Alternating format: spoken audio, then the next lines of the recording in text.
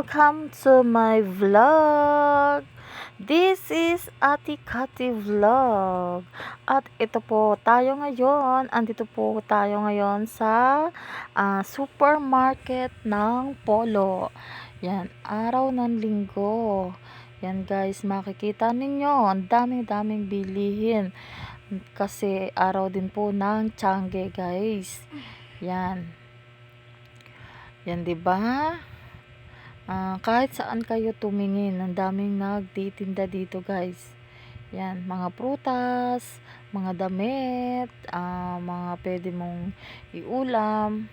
Yan. Ang daming tao, 'di ba? Nakakatuwa sila kasi sobrang dami ng tao kasi parang akala mo piyesta.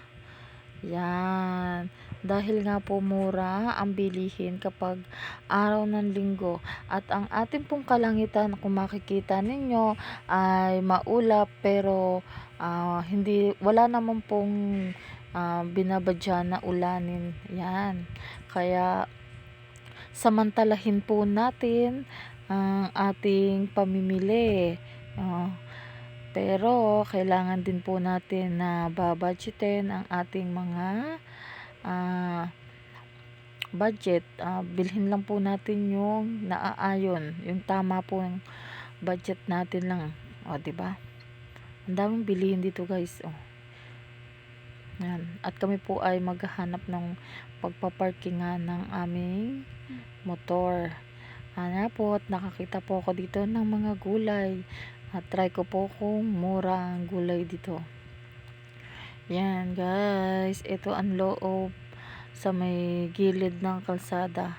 Pero hindi pa po ito yung pinakaloob ng palengke. Yan guys, bungad pa lang po ito. Yan, sinilip lang po kung ano po yung makikita natin dyan. At iyan po, may mga tiyangge-tiyangge, may mga ukay-ukay. Yan, dito sa pwesto na to, ang dami-daming bumibili ng At ito na nga po, pumasok na po kami ngayon dito sa pinakaloob ng palengke. At sino naman tong artistahin na to?